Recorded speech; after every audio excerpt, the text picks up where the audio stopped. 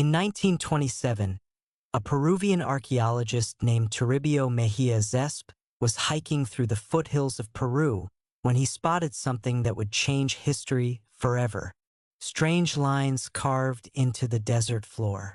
But he had no idea that he was standing at the edge of one of humanity's greatest mysteries. What Zesp couldn't see from ground level was that these weren't just random scratches in the earth.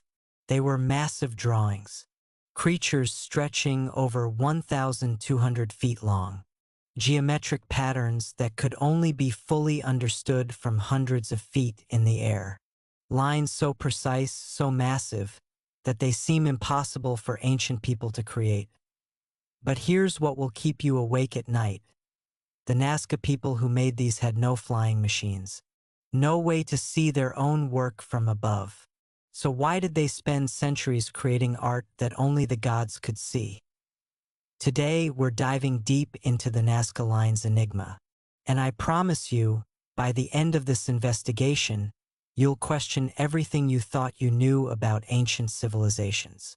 But first, if you're ready to uncover history's darkest secrets, hit that subscribe button and ring the notification bell. Trust me, you won't want to miss what's coming next. Let me paint you a picture of Peru in the 1920s. The world was still reeling from World War I. Aviation was in its infancy, and most of the world's archaeological wonders were still hidden beneath centuries of sand and silence. Toribio Mejia Zesp wasn't looking for fame when he made his discovery. He was simply documenting pre-Columbian sites for the Peruvian government. But when he filed his report in 1927, describing Great Incan ceremonial pathways, he had no idea he'd just documented something far more extraordinary. The real breakthrough came in the 1930s, when commercial airlines began flying over southern Peru. Pilots started reporting something impossible. Massive drawings etched into the desert floor. Animals, spirals, straight lines that stretched for miles. But here's the thing that made their blood run cold. These drawings were so large, they were invisible from ground level. Picture this, you're walking across what looks like empty desert.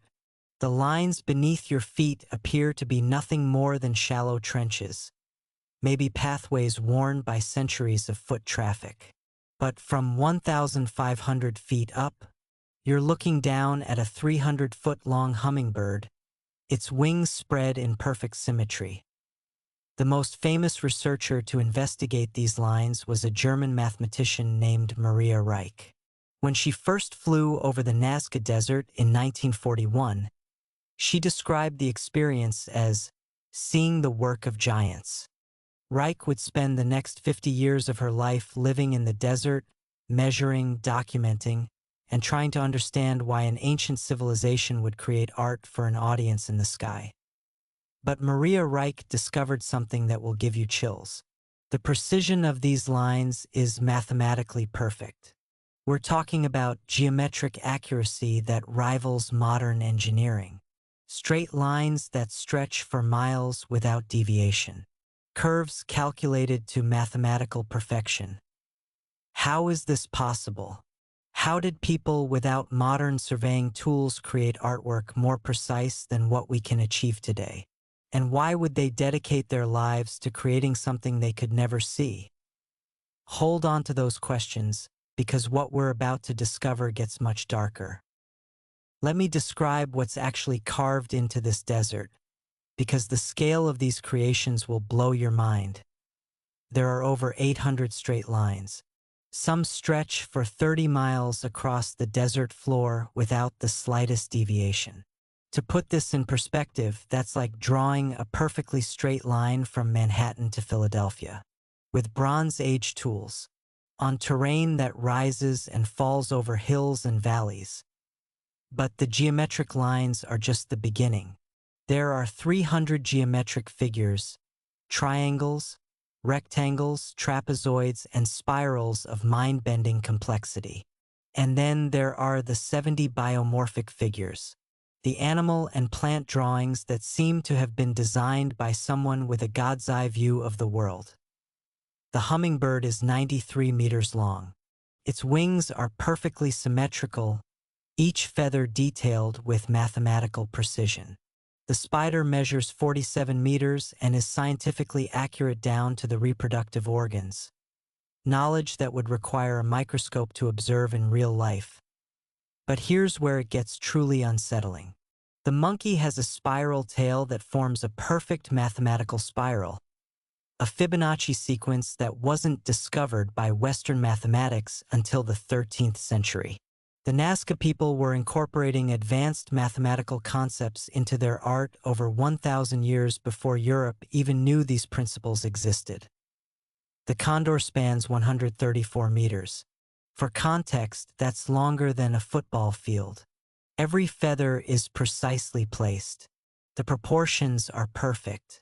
But remember, the Nazca people created this without ever being able to see it in its entirety. Now here's what kept Maria Reich awake at night during her decades in the desert. She discovered that many of these lines are so perfectly straight, they ignore the natural contours of the landscape. They go over hills, through valleys, across riverbeds. Whatever they were pointing to was more important than the physical obstacles in the way. But there's something even stranger. When archaeologists examined the construction technique, they found something that challenges everything we know about ancient technology. The lines weren't carved into the desert. They were created by removing the top layer of reddish-brown iron oxide-coated pebbles, revealing the lighter-colored earth beneath. This sounds simple, but the precision required is staggering. We're talking about removing rocks to a specific depth, across distances of miles, with mathematical accuracy that modern construction crews would struggle to achieve. But who were the people capable of this impossible feat? And why did they choose to spend centuries creating art that only birds could appreciate? The answers lie buried in one of history's most mysterious civilizations. The Nazca civilization flourished between 200 BCE and 600 CE in the river valleys of southern Peru. For 800 years, they created some of the most sophisticated art, textiles, and pottery in the ancient world. But they left behind no written language, no detailed historical records. They speak to us only through their art and their impossible lines in the desert. What we know about the Nazca people comes from their incredible pottery and textiles. They created ceramics with over 190 different color hues, a chromatic complexity that wasn't achieved in European art until the Renaissance. Their textiles contain threads so fine they rival modern machine production. But here's what makes the Nazca people truly extraordinary. They were master hydraulic engineers. In one of the world's most arid regions, they created an underground aqueduct system called Puquios that still functions today, 1,500 years later. These underground channels brought water from mountain aquifers to support large agricultural communities in the middle of a desert. Think about this. A civilization sophisticated enough to engineer permanent water systems in a desert. Advanced enough to create mathematical art of impossible precision. Yet they left no monuments to kings, no grand temples, no evidence of a powerful ruling class. Archaeological evidence suggests the Nazca society was surprisingly egalitarian. Their art depicts scenes of daily life, agricultural cycles, and religious ceremonies, but no conquering armies, no divine rulers, no glorification of war.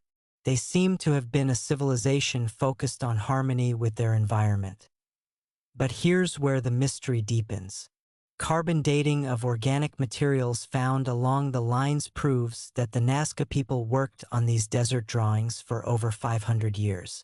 Generation after generation, century after century, they maintained and expanded these lines that they could never see in their completed form. Why would a practical people, engineers who solved the problem of desert agriculture, dedicate half a millennium to creating invisible art? What drove them to organize their society around maintaining lines in the sand? Recent discoveries have uncovered something even more puzzling. The lines aren't randomly distributed across the desert. They're organized into distinct groups, with different areas containing different types of figures. Some areas are purely geometric. Others contain only animals. Some sections have exclusively straight lines pointing in specific directions. This suggests a complex, organized purpose. The Nazca Lines weren't random artistic expression. They were part of a systematic plan that guided Nazca society for centuries. But a plan for what? The theories that scientists have proposed to explain the Nazca Lines range from the brilliant to the bizarre. And some of them will change how you see ancient civilizations forever. For decades, researchers have proposed theories to explain the Nazca Lines. Some are based on solid archaeological evidence. Others venture into territory that mainstream science prefers to avoid. But all of them reveal something profound about human civilization. Theory 1. Astronomical calendar. Maria Reich spent her life convinced that the Nazca Lines were a massive astronomical calendar. She discovered that some lines align with the solstices and equinoxes. Others point to the rising positions of specific stars that were significant to ancient Peruvian cultures. But here's what's fascinating. The Nazca people incorporated astronomical knowledge into their line system that goes beyond simple calendar keeping. Some researchers have found alignments with stellar positions that occur only once every 26,000 years. The full precession cycle of Earth's axis. Think about the implications. This would mean the Nazca people understood and planned for astronomical events that wouldn't occur for hundreds of generations. They were thinking in cosmic timescales. Theory 2. Water and fertility rituals. Archaeologist Johann Reinhard proposed that the lines were part of elaborate water ceremonies. Remember, the Nazca lived in one of the world's most arid regions. Water was literally life and death. Reinhard discovered that many of the animal figures correspond to constellations that appear during Peru's wet season. The lines might have been massive processional pathways used in ceremonies to ensure rainfall and agricultural fertility. But here's the chilling part. Recent climate analysis suggests that the Nazca civilization began declining around 600 CE, precisely when a severe drought struck the region. Were the lines a desperate attempt to communicate with the gods as their water sources failed? Theory 3. Shamanic flight paths. Anthropologist Marlene Dobkin de Rios proposed something that pushes the boundaries of conventional archaeology. She suggested that Nazca shamans used psychoactive plants to achieve altered states of consciousness, states in which they believed they could fly. Archaeological evidence shows the Nazca people did use psychoactive substances in religious ceremonies. Pottery depicts figures in flight, often transforming from human to animal forms. Could the lines have been designed as spiritual flight paths, routes that shamans believed they traveled during drug-induced visions? This theory explains why the lines were designed to be viewed from above. The Nazca shamans weren't creating art for gods in the sky. They were creating maps for their own spiritual journeys. Theory 4. The underground water theory. Here's a theory that might be the most practical and the most remarkable. Researcher David Johnson used satellite imagery and found something extraordinary. Many of the Nazca lines correspond exactly with underground water sources. The straight lines, Johnson discovered, often lead directly to underground rivers and aquifers. The animal figures are positioned over areas where underground water comes closest to the surface. This would mean the Nazca Lines are the world's largest hydrological map, a massive guide to water sources in a desert environment, maintained for centuries to ensure survival. But this raises an even bigger question. How did the Nazca people detect underground water with such precision that their markers are still accurate today? Theory 5. The controversial theories. And then there are the theories that mainstream archaeology refuses to discuss. Some researchers have proposed that the lines were landing strips for ancient aircraft. Others suggest they're messages to extraterrestrial visitors. While these theories lack scientific evidence, they raise profound questions about ancient technological capabilities. The precision of the lines does seem to require knowledge and tools that the Nazca weren't supposed to possess.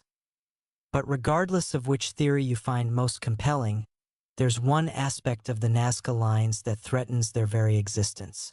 And it reveals something dark about how we treat history's greatest mysteries. The Nazca Lines have survived 1,500 years of desert winds, earthquakes, and climate change. They've endured because the Nazca Desert is one of the driest places on Earth, receiving less than 1 inch of rainfall per year. The lack of wind and moisture preserved these ancient artworks better than any museum could. But in the last 50 years, human activity has done more damage to the Nazca Lines than 15 centuries of natural weathering. In 2014, Greenpeace activists entered the restricted area around the Hummingbird to place a banner reading "Time for Change." Their footprints left permanent damage to lines that had been pristine for over a millennium. Each step created scars in the desert floor that will remain visible for decades. But vandalism is just the beginning of the threats facing the Nazca Lines. Climate change is bringing unprecedented rainfall to the region. In 2015, floods damaged several of the line figures. In 2018, illegal truck drivers carved new tracks directly through ancient lines, destroying portions that had existed since before the Roman Empire. Tourism, while economically important to the region, creates its own problems. Small aircraft carrying tourists over the lines have crashed into the desert, leaving wreckage and fuel contamination. The constant air traffic creates vibrations that gradually erode the delicate line structures. But here's the most troubling threat: urban expansion. The modern city of Nazca is growing, and development pressure threatens to encroach on the line areas. Land speculators have illegally occupied some sections, and inadequate government enforcement has allowed damage that will never be repaired. Maria Reich dedicated her life to protecting the Nazca Lines. She lived in poverty in a small house in the desert, using her own money to pay guards and maintain protective barriers. When she died in 1998, she was buried in the desert she had protected for over half a century. But Reich's work is being undone. The Peruvian government lacks resources for adequate protection. UNESCO has designated the lines as a World Heritage Site, but international protection often depends on publicity and tourism, the very forces that threaten the line's preservation. Here's something you can do right now. The survival of the Nazca Lines depends on global awareness. Share this video, talk about these mysteries, keep the world's attention focused on protecting these irreplaceable historical artifacts. Because losing the Nazca Lines wouldn't just mean losing ancient artwork. It would mean losing one of the few windows we have into a civilization that achieved the impossible with Bronze Age technology. After decades of research, hundreds of theories, and thousands of hours of investigation, the Nazca Lines remain fundamentally mysterious. We know how they were made by carefully removing surface rocks to reveal lighter soil beneath. We know when they were created over several centuries during the height of Nazca civilization. But we still don't know why. Think about what the Nazca Lines represent. Here was a civilization that organized itself around creating something they could never fully see or appreciate. Generation after generation dedicated their lives to maintaining and expanding these desert drawings. What does this tell us about human nature? About our need to create meaning, to leave marks that outlast our individual lives. The Nazca people had no guarantee that anyone would ever see their work from above. They created it anyway. Maybe that's the real message of the Nazca Lines. Not that ancient people had access to flying machines or alien technology, but that human beings have always been driven to create something larger than themselves, to participate in projects that span generations, that create meaning beyond individual understanding. The Nazca Lines challenge our assumptions about primitive ancient civilizations. They demonstrate mathematical precision, astronomical knowledge, and organizational capability that rivals modern achievements. They prove that human genius isn't a product of technological advancement. It's a fundamental characteristic of our species. Standing in the Nazca Desert today, looking at lines that stretch beyond the horizon, you're confronted with a humbling truth. We are not the first humans to think in cosmic scales, to create with mathematical precision, to organize society around purposes larger than individual survival. The Nazca people achieved immortality, not through conquest or monuments to power, but through art that continues to challenge and inspire us 1,500 years after their civilization ended. Every time someone flies over southern Peru and sees those impossible lines stretching across the desert, the Nazca people speak to us across the centuries. They remind us that human creativity, human ambition, and human mystery are timeless. The lines of the gods aren't just ancient artwork.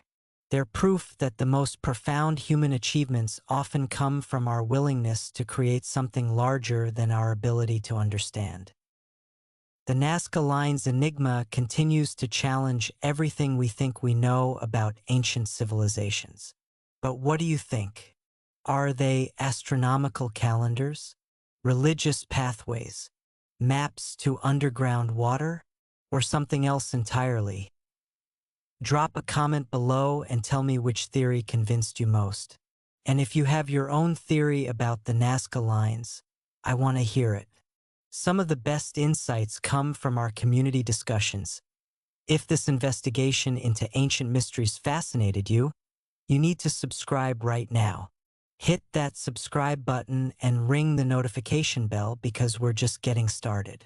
Next week, we're diving into another historical enigma that will challenge everything you thought you knew about the ancient world. And if this video opened your eyes to the incredible achievements of the Nazca civilization, smash that like button to help more people discover these amazing historical mysteries. Your engagement helps us bring these incredible stories to light. Remember, history's greatest mysteries are still out there, waiting to be uncovered. The only question is, are you ready to discover them? Thanks for joining me on this journey into the unknown. Until next time, keep questioning everything.